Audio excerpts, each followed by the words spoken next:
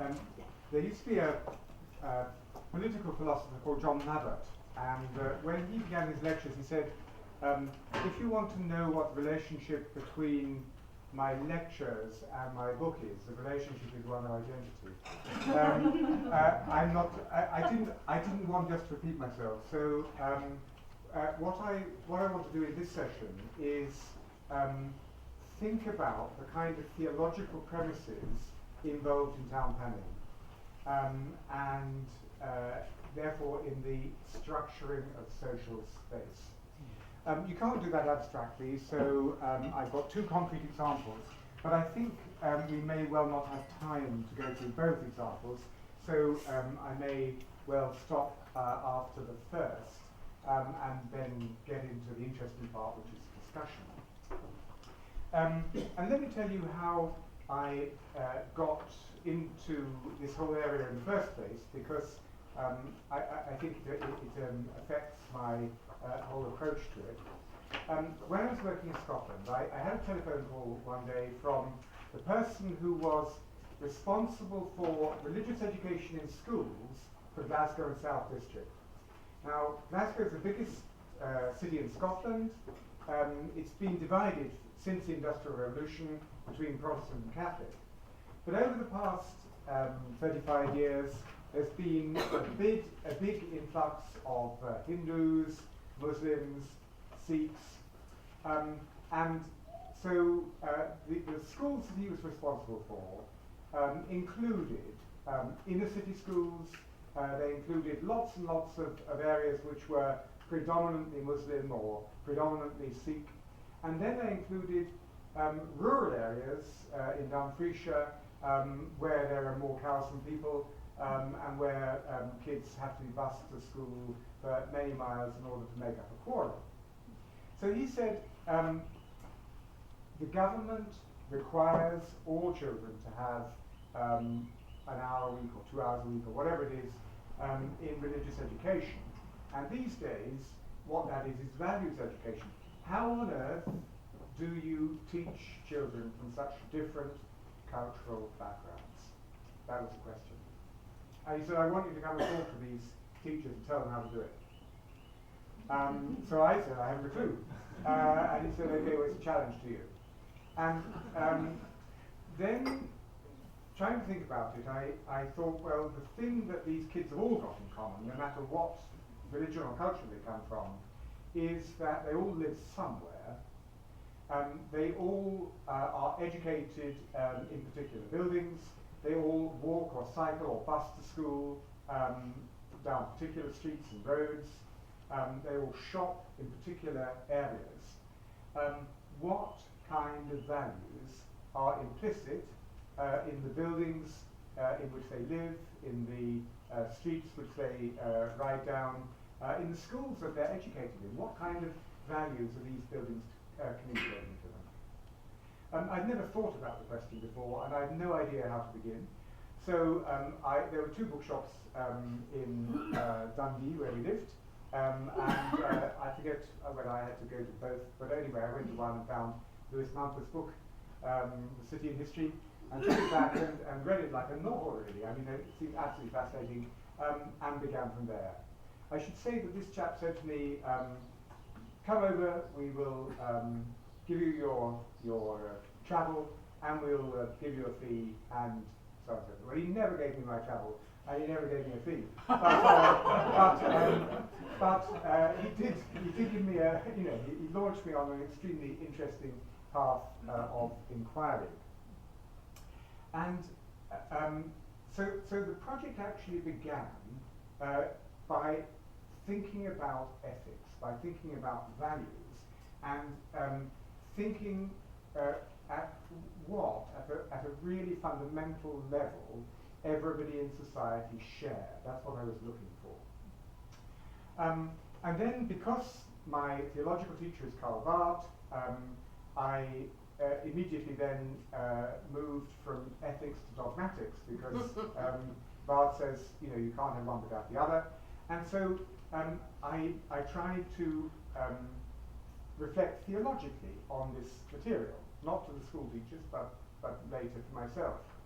and I started looking in the tradition, and really couldn't find much.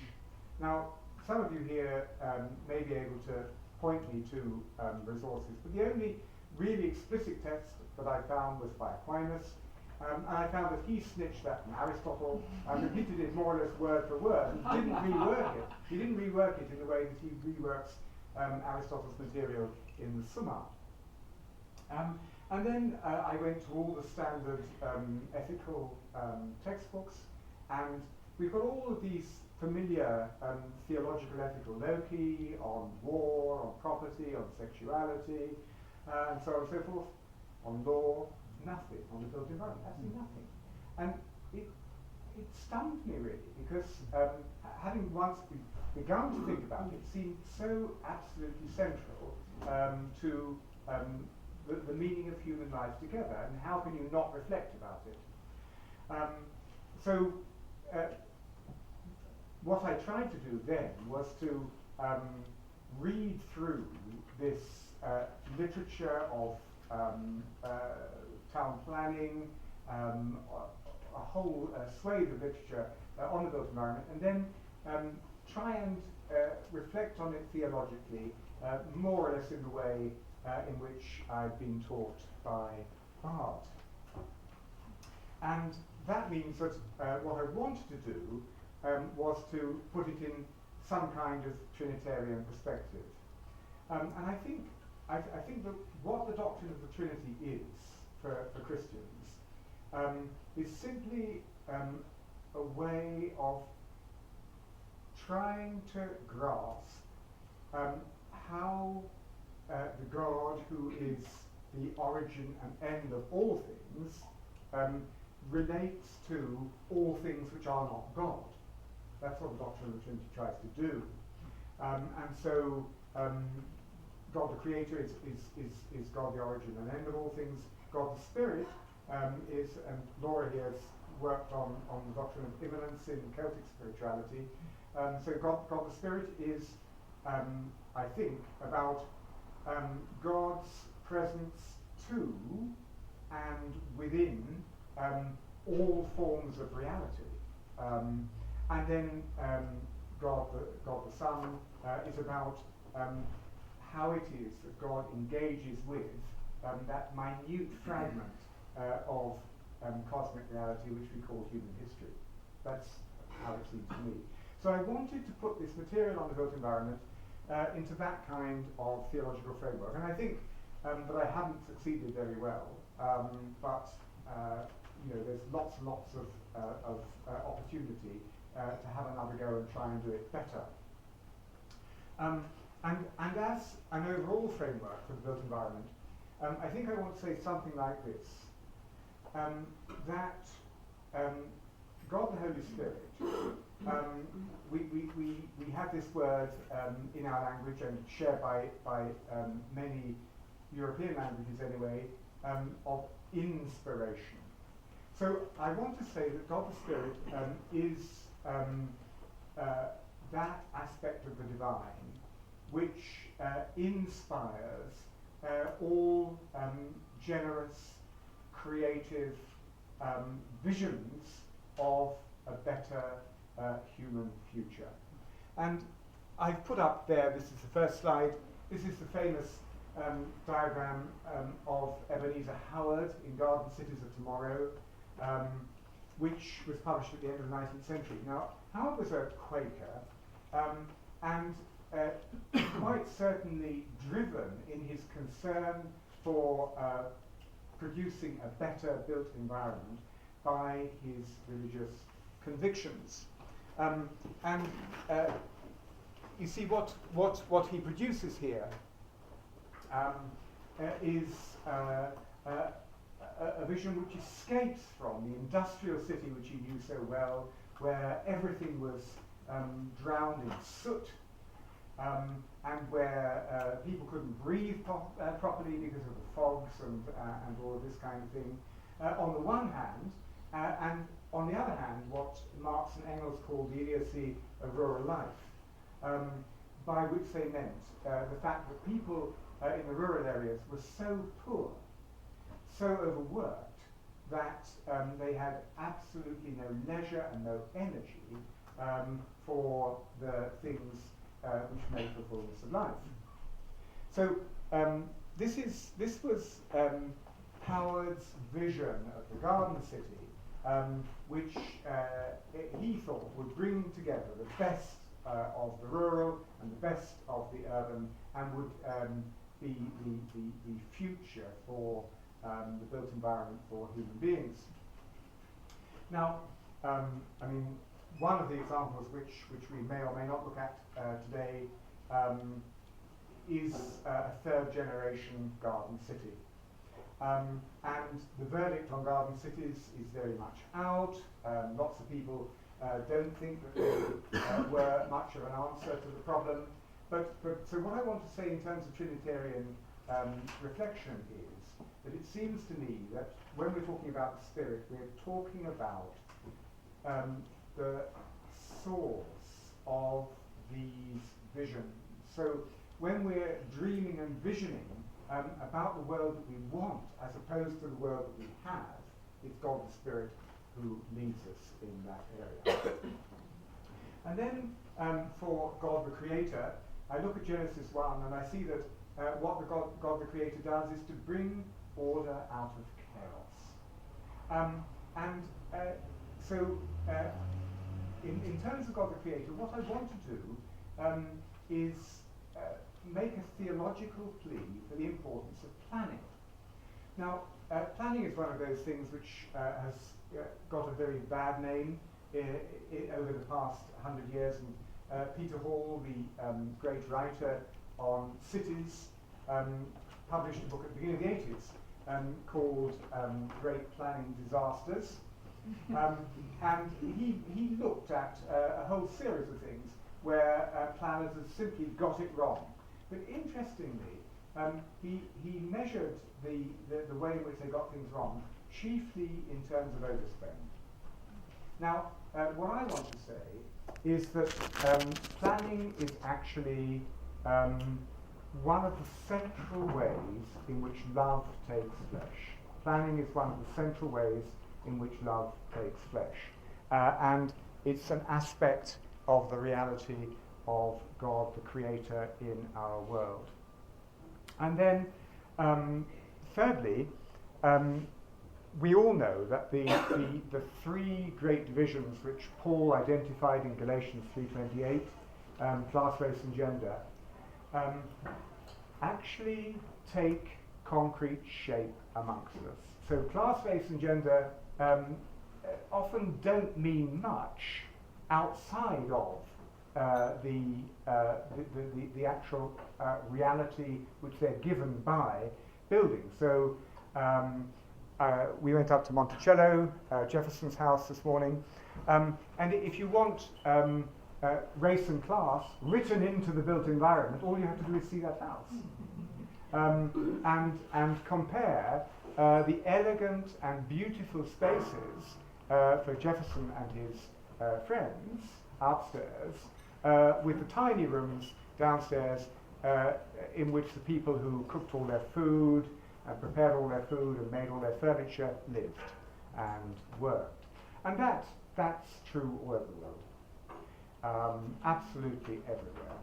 So ghettoization, forcing parts of the community into certain spaces, gendered space, so the way in which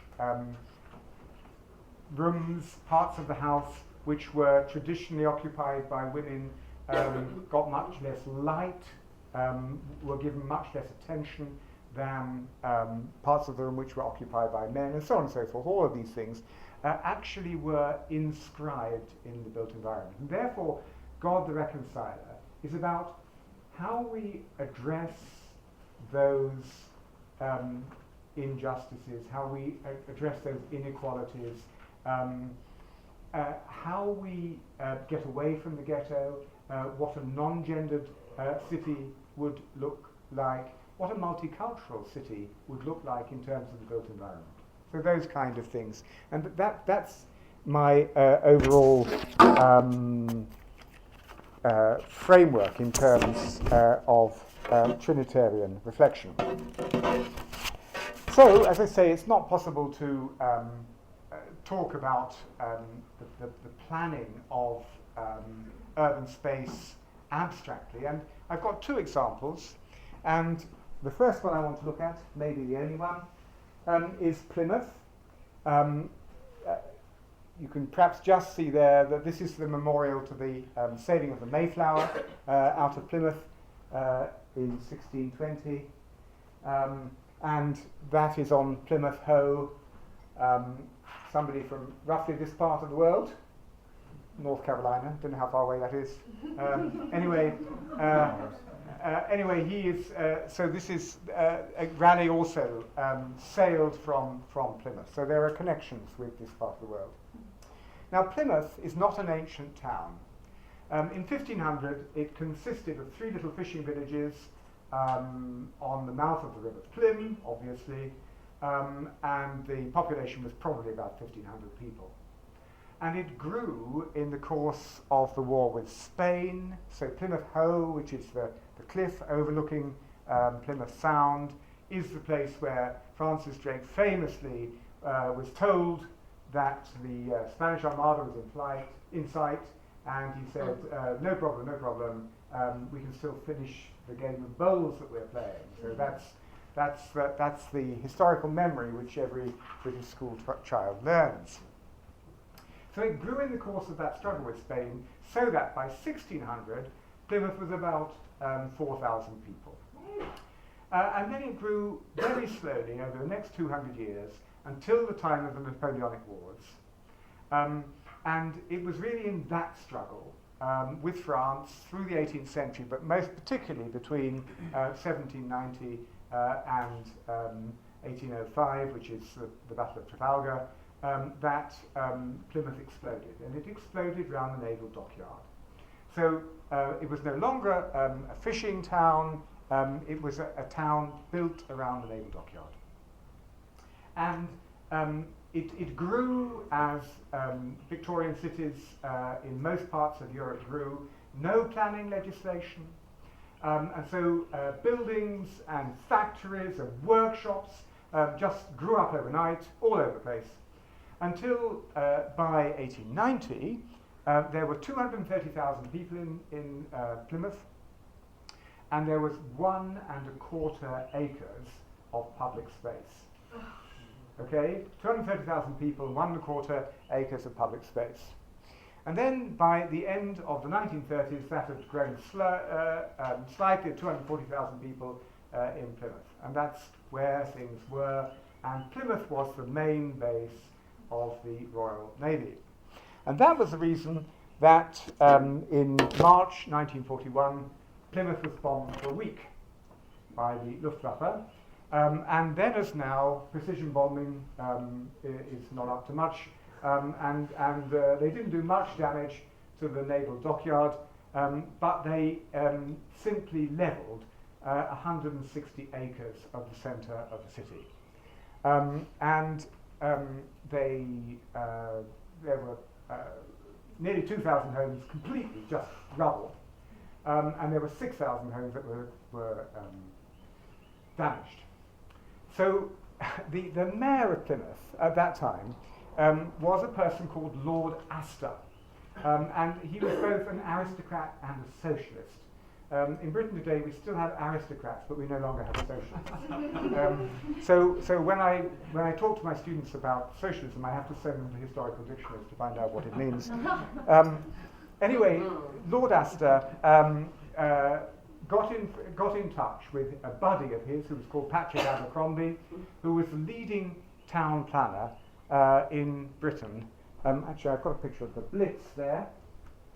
That was the Blitz. So he was the leading town planner in Britain at Imperial College London, and Abercrombie was busy because he was doing the plan for London after the London Blitz. But Astor leaned on him, and over the next 2 years, he produced the plan for Plymouth, which was brought out in 1943, absolutely beautiful, beautifully produced book. It's quite amazing what was actually produced under wartime conditions where there was no money for anything. And this is on beautiful paper with beautiful illustrations. The most moving of which, I have to say, and it moves me to tears every time I see it, really. It took 10 days to put the fires out. And on the 10th day, Astor ordered a dance. So he said, we're going to have a dance on the home. And there's a picture of the citizens of Plymouth dancing on the fantastic, absolutely fantastic. Very, very neat. Anyway, now Abercrombie was a disciple of two American planners. And both the towns I'm going to talk about actually took their inspiration from American planners. And in this case, the two planners were Lewis Mumford and Clarence Perry. Abercrombie doesn't spell out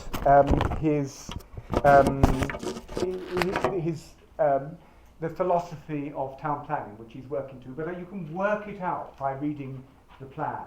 And I think that there are 6 parts of it.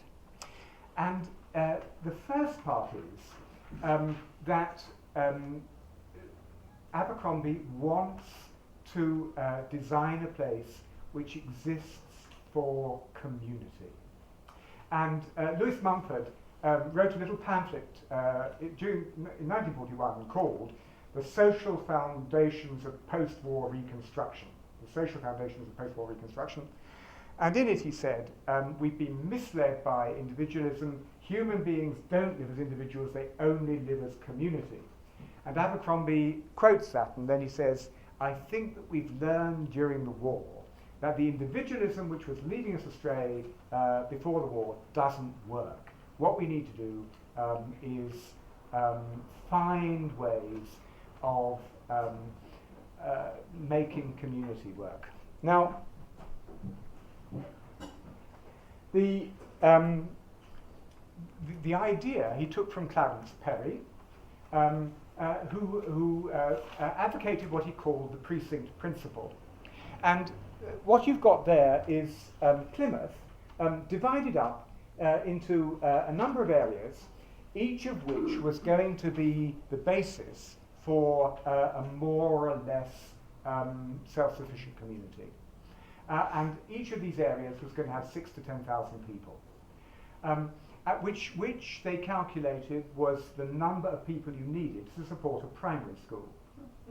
And so each of these areas was going to have a church, a clinic, a pub, a village green, recreational space, but then, and this is really interesting, each community must have a hall where the community makes its own entertainment.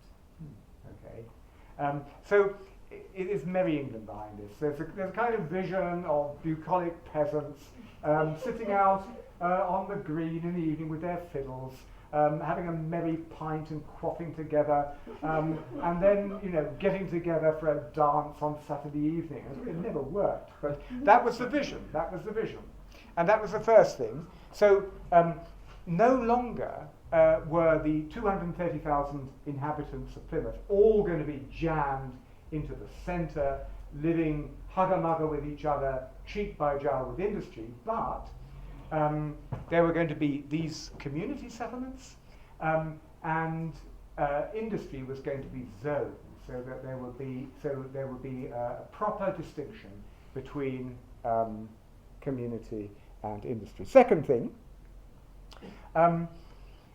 this is a long time before Kirkpatrick Sale's book on human scale, but Abercrombie already is advocating the importance of human scale. And in the light of our present urban realities, what he says is actually it has a real irony about it. Let me read you this. It's not generally appreciated that it is the community spirit developed from that inherent characteristic of all races in the form of mutual aid, which has been mainly responsible for the development of art and knowledge in the best periods of progress in personal industry, craftsmanship, and science. A perversion of this wholesome spirit of community life has driven the human race to congregate together, and despite a natural love of the country, we're still enlarging our towns until now we have 44 towns in the world with a population of over 1 million. Okay? So what he would make of Mexico City, Delhi, Beijing, these cities of 20 million or more, and he must be revolving in his grave. But he felt that, and this was something that he took from Mumford as well, that there was a proper limit. There was a limit beyond which human community didn't function. So you could have a city of 250,000 people, but if you had that, then break them down into these smaller units within it. Thirdly, given this city which had been bottom flat, he wanted to maximize recreational space. And again, rather beautiful what he writes here. Actually, he's quoting Mumford. There's not a village or a housing estate that's well planned unless it has made provision for places of withdrawal, solitary walks, devious woodland paths, no less than places where people can gather together in groups for social communion. So what he did was to network the city with little paths, little alleyways, tree-lined, so you could walk right the way across the city on these paths and crisscross them north and south and east and west.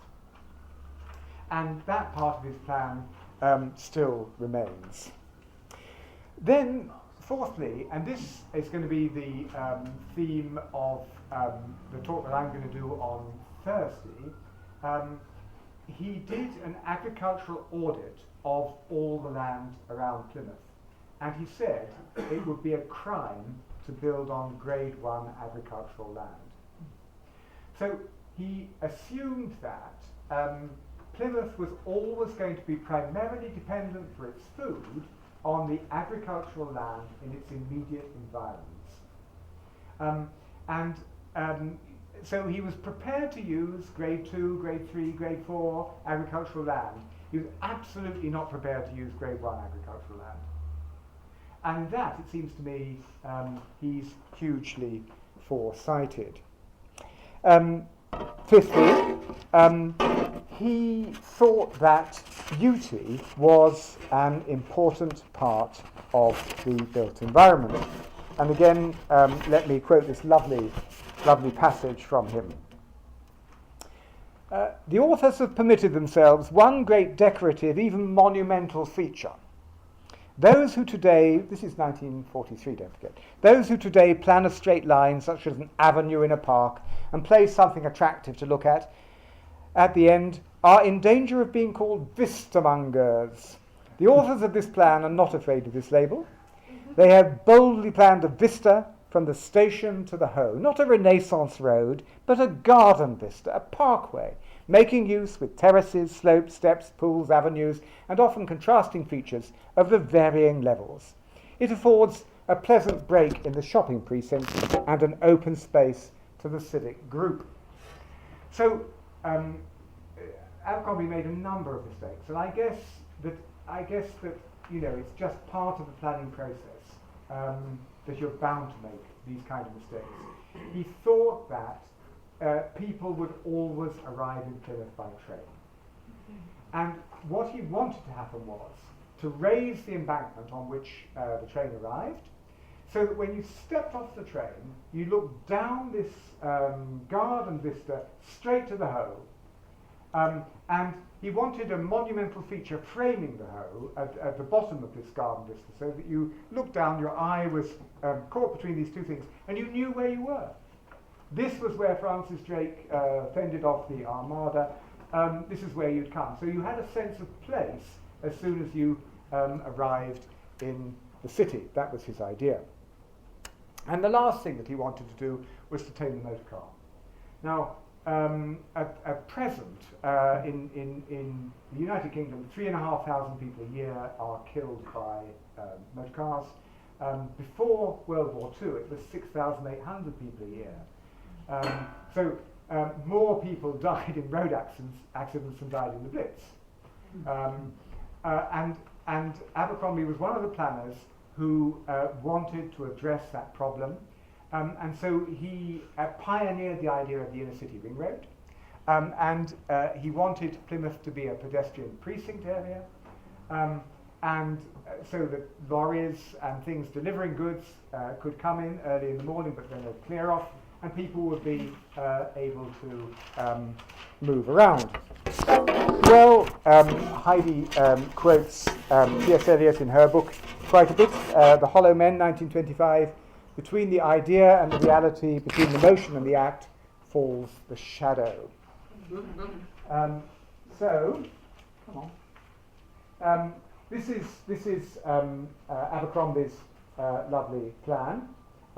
So here we have the sea, and this is the garden vista that he talks about, and here would be the station, and you'd get out, and then these are the pedestrianised streets which people would shop in. And there's the statue of Sir Francis Drake on the Hoe. And this was going to be the Railway Hotel, which Abercrombie wanted planted with palms, because he said Plymouth is a southern town.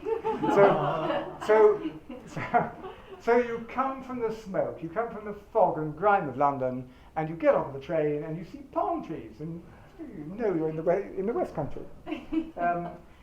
And this is what actually materialised. So this is his garden vista. And there are two problems with it. So he wanted streets which would rival the streets of Nash and Younger Wood in Bath and Regent Street, which are very beautiful, if slightly pompous and pretentious streets. And what he got was lots of pre-stressed concrete. And there was no money. There was no money to do the fancy stuff that he wanted. So this is Plymouth today. This was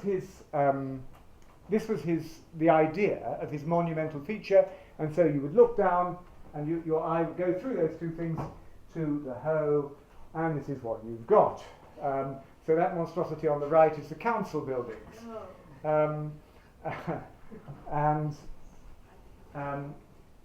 there are more of his beautiful buildings, and this is the inner city ring road here. Now, in his plan, Abercrombie had underpasses, so nobody would actually have to cross, but the city couldn't afford underpasses.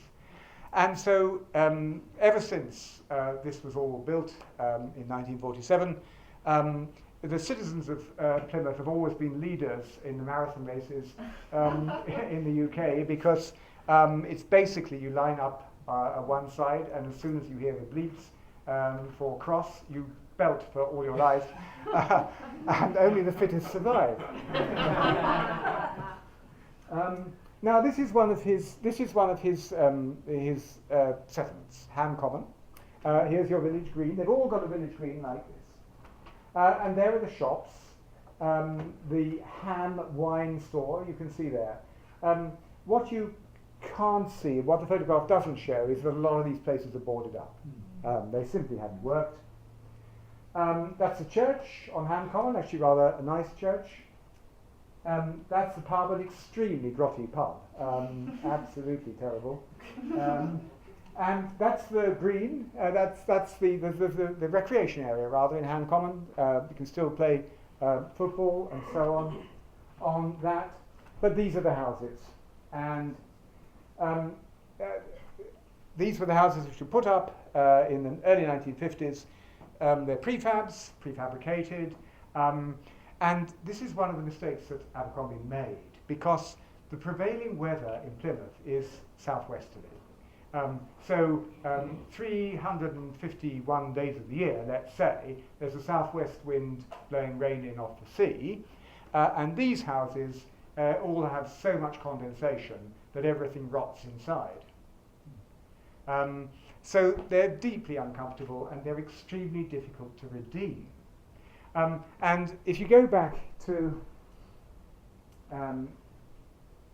his grand streets, in the old Victorian Plymouth, there was not much space, but there were narrow streets. And so when the southwesterlies came in, you could always duck under cover. There was always somewhere to go for cover. There were awnings which you could get under. But in these streets, there's nowhere to go for cover. And so, you know, if you're Plymouthian, A, you never know where you are, and B, you're always getting wet. He's a great man, but even great men make mistakes. So that's Plymouth, and the 6 principles: community, human scale, maximised recreational space, agricultural land, beauty, taming the motor car. Well, the precinct principle fell apart because, of course, again, something that Abercrombie hadn't quite worked out. Once the generation which staffed the primary school grew up, the roles in the primary school just plummeted. And how could you keep it going? He didn't allow for social mobility either. It hasn't been possible to keep up that community. Secondly, television became universal in Britain in the early 1960s, and nobody knew what to do with these blooming halls. They were just white elephants. So this idea of the community supporting themselves and providing all their own entertainment just didn't work. Human scale, of course, in Europe, there's tremendous pressure of population, and Plymouth is absolutely bursting. So it's now 300,000 people, and they've had to build on Abercrombie's Grade 1 agricultural land. A lot of the recreational space has gone as well, so this idea of somehow or other maintaining the human scale hasn't proved feasible. In terms of beauty, they're stuck with these concrete buildings from the 1950s. The city is trying to regenerate itself, but one of the problems with the built environment is that if you make mistakes, it's incredibly costly to go back and redo the whole thing. And where's the vision going to come from? So the city has been grappling with this now for the past 15 years. And there are lots of people who want to pull down that inner space and replace it with something different, but nobody yet has come up with a cogent plan for what that will be, or the money to do it either. And as I said, the motor car hasn't been tamed. How are we doing for time? How are we doing for time? We're doing well. I think we're doing fine. Would you like me to go on to the second example? Shall I Yes, do that? go on to the second. Okay. This is Milton Keynes. Milton Keynes is roughly in the middle of England. If you come west from London, 50 miles, you get to Oxford, and if you go north from Oxford, 30 miles, you come to Milton Keynes. Milton Keynes is built on a mistake. And so when the Labour government took power in 1962, they were persuaded by some population gurus that the population of Great Britain was going to increase by 20 million before 2000. Okay, it actually increased by about 6 million. But they bought the idea that it was going to increase by 20 million. And where are we going to put them all? And so they sequestered 49 square miles of agricultural land in the middle of England to become a new garden city. And they to do that, they had an Act of Parliament, and they created the Milton Keynes Building Corporation, And that corporation took 3 full years to consult, to think about the kind of city they want. And again, an American planner was the leading inspiration, and this time he was from Berkeley, Melvin Weber, he of the non-place urban realm. And Weber got one thing right and one thing disastrously wrong. So he said, what you've got to do here is attract industry, and it's not going to be heavy industry, it's going to be light industry. So it's going to be services, and it's going to be electronics and this kind of thing. And there he's been absolutely vindicated, and Milton Keynes has been staggeringly successful in attracting business to the new town. Unemployment in Milton Keynes is 1.5%. In a country where some cities have got an unemployment rate of 11%. These, by the way, are concrete cows. They're a joke throughout Great Britain. When the city, to recall the agricultural past of the city, you have concrete cows.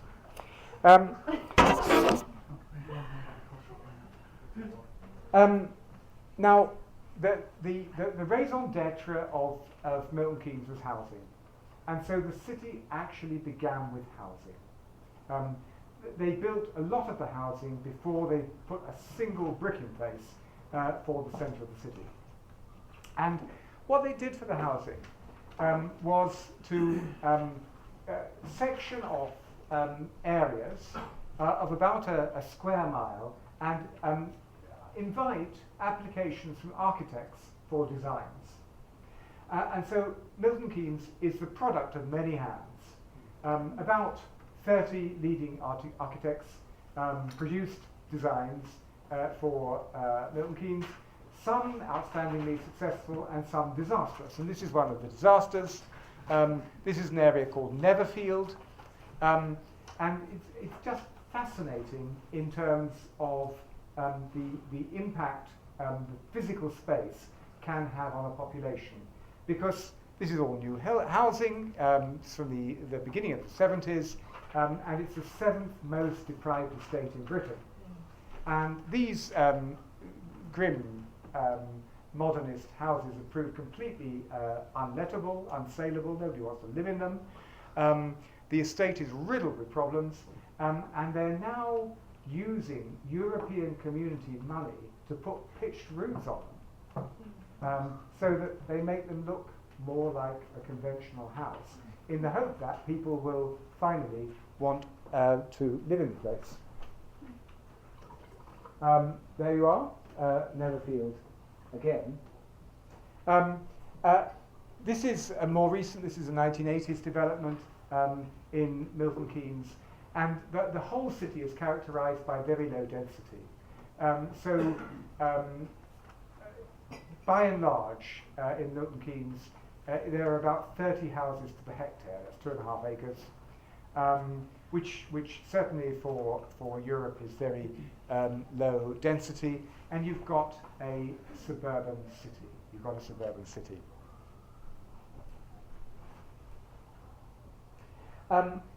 Now, you take a place which has got no history and has got no story. How do people orient themselves? How do they find themselves? How do they find their way around? And the people who put up this particular development had the bright idea of putting an obelisk here, and when you go to the obelisk, it doesn't mean anything at all. It's just an obelisk.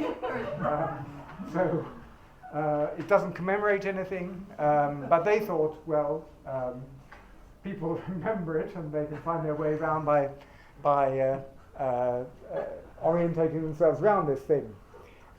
So there's a real problem with lack of story. And so, of course, Milton Keynes is very, very slowly and over the course of the years beginning to acquire a story. But what the planners faced here was the situation of just having a blank sheet and trying to put a story in place. And that really proved extremely difficult. Now, when they got to the centre of the city, they finally faced the question, what on earth is a city for? What's it about? Why should we have this place? Other than simply expanding suburbia, what makes this place different from, what makes it a city as opposed to an extension of suburbia? And there was a tremendous argument which ran for about 5 years between the chief planner for the county in which Milton Keynes is situated, which is Buckinghamshire, whose name was Fred Pooley, and Melvin Webber and his disciples. Because Fred Pooley wanted a light rail network in place round Milton Keynes, which would be 10 minutes from every house. So everybody would be within 10 minutes walking distance of this light rail network. The light rail network would run 24 hours a day, 365 days a year, and it would just slow down at these halts, and you'd hop on, and it would take you into the centre of town. And Melvin Webber said, that's a thing of the past, it's much too expensive, everybody's going to live out of their car, so what you've got to do is put in roads. And unfortunately, his argument won the day, and there you have an aerial picture of the centre of Milton Keynes, which is dominated by the car. And it had the first shopping centre in Britain. So the very first thing that they built in the centre was a shopping centre. So what's a city about? Well, it's shopping. Okay, now that's not entirely wrong, because cities have always been about markets. But this was the way in which the meaning of the city was articulated. It has a shopping mall. There it is. There's a fountain in the middle of it, and they kept one of the old trees in the field there. It's now sponsored by Barclays Bank. I don't know how a tree is sponsored by a bank, but anyway, there it is. And then of course, people can't just shop. They also need things to do. So what do they have? They have leisure. So this was the second thing. So the city is first of all about consumption, and secondly about leisure. Now that thing in the middle of England is an ice slope. So you can go to Milton Keynes and ski down the ice slope. Quite extraordinary. It also had the very first multiplex cinema in Britain. That's it, believe it or not. These were the two things that first defined the city: consumption and leisure. Then they started building the municipal buildings. Until 5 years ago, there was no building in the whole of Milton Keynes more than 3 stories.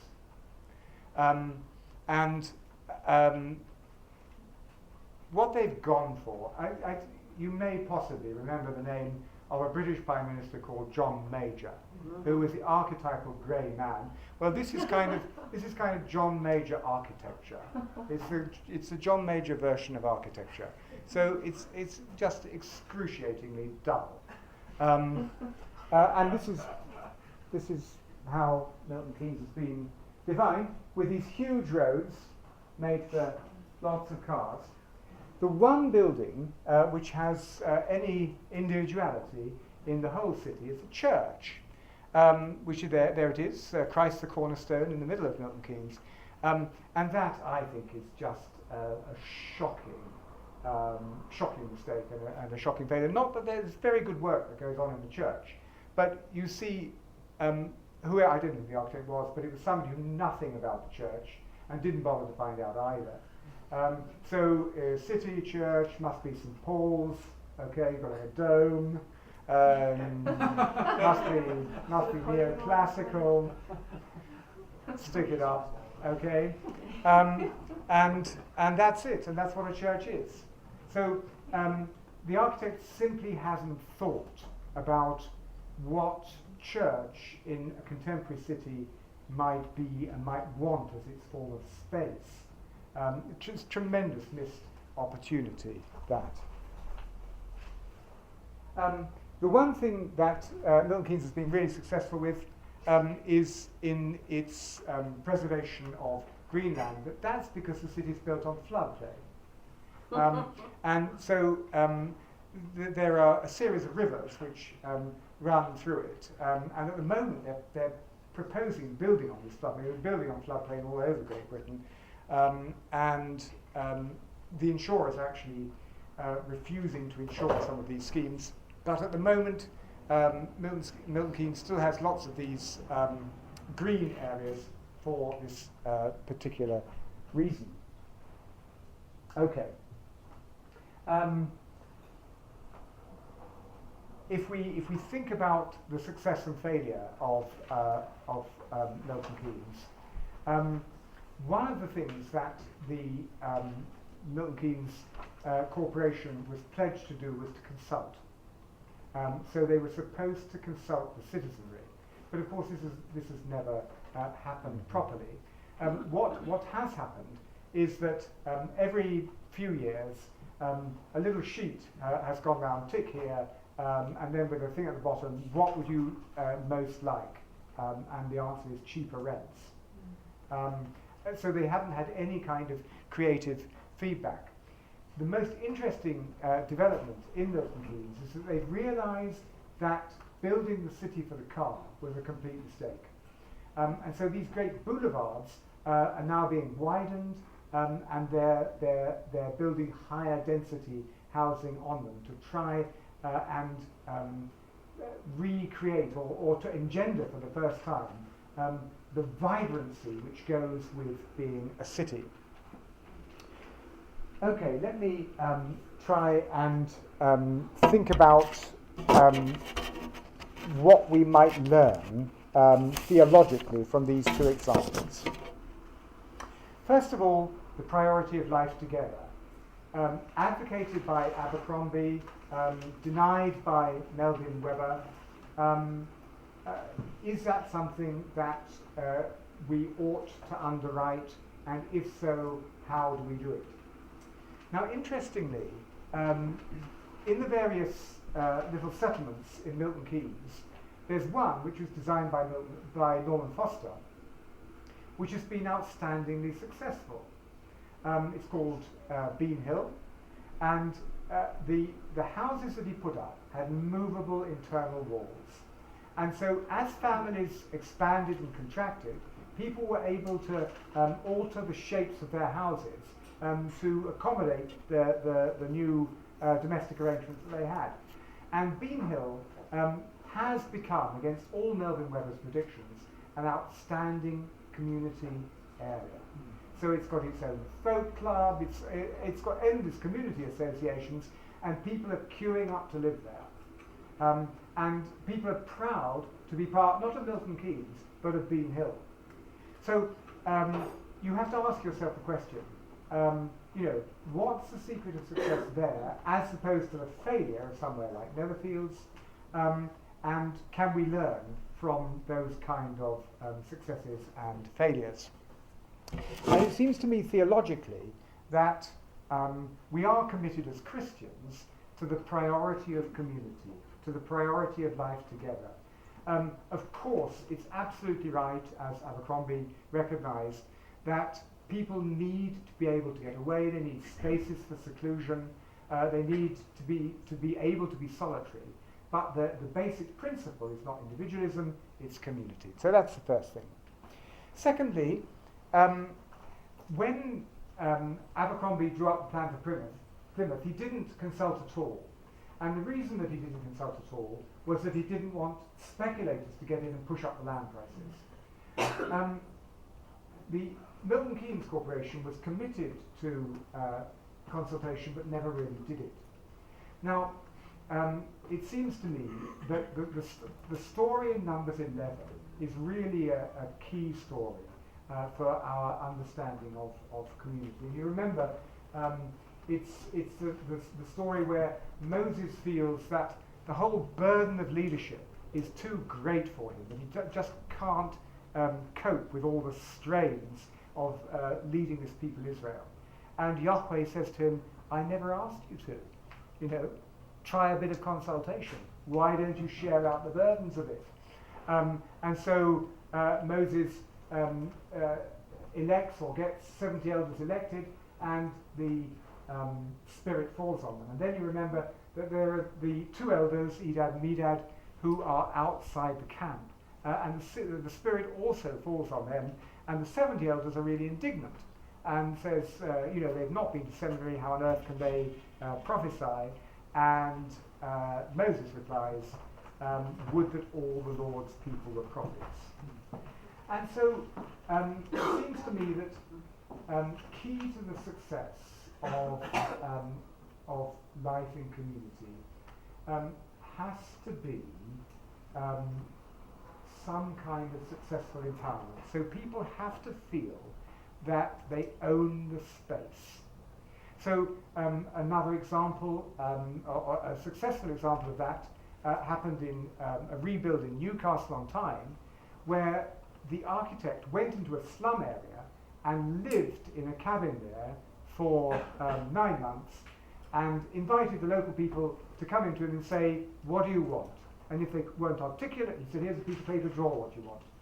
And tried to build what they wanted. Now that housing development, which is known as Biker Hill, has been outstandingly successful. It looks very odd, people like it and they feel that they own it. So empowerment, ownership, a sense that this comes out of the community resources and is a response to people's own sense of aesthetics and of values. Thirdly, the question of human scale. What is it? Now, I think that question is put really sharply by Milton Keynes, because I used the word vibrancy, and it seems to me that in a city, as opposed to a suburb, there really ought to be, a tremendous sense of bubbling life, of vibrancy. And so, what I'm forced to ask by Milton Keynes is, if you take New York, you might say this is all totally beyond human scale. These are vast buildings. They overpower us. But do they? I mean, what is human scale? And so I think that that's a debate that we have to have. What is Babel, towering to the sky and inappropriate?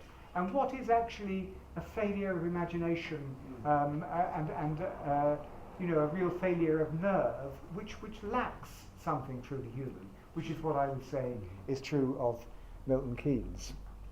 Fourthly, both Abercrombie in his prioritization of Grade 1 agricultural land and Milton Keynes in its preservation of the floodplain, it seems to me that we cannot build successfully if we have an anthropology which thinks of human beings as masters and possessors of nature, as Francis Bacon put it, masters and possessors of nature. Because if we think like that, then we're bound for disaster. And so, theologically speaking, when we're planning for community, it seems to me that alongside Galatians 3:28, we need to put Romans 8.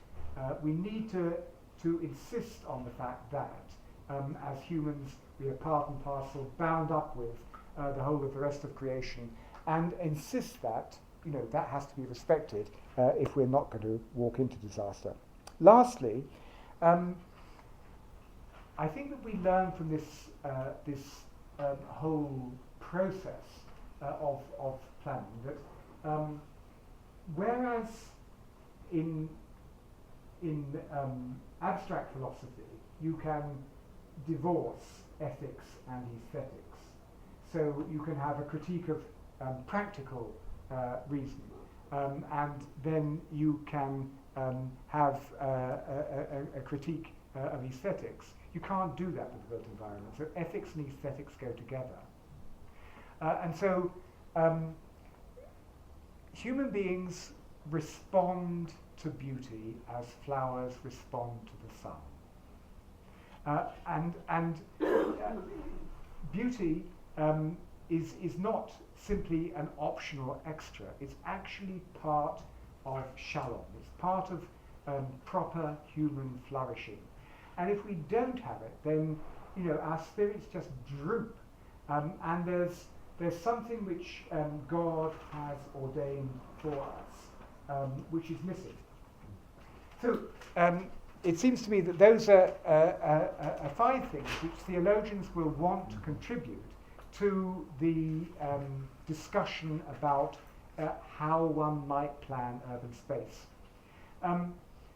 To me it seems that town planning, the planning of urban space, is actually essentially a form of ethics.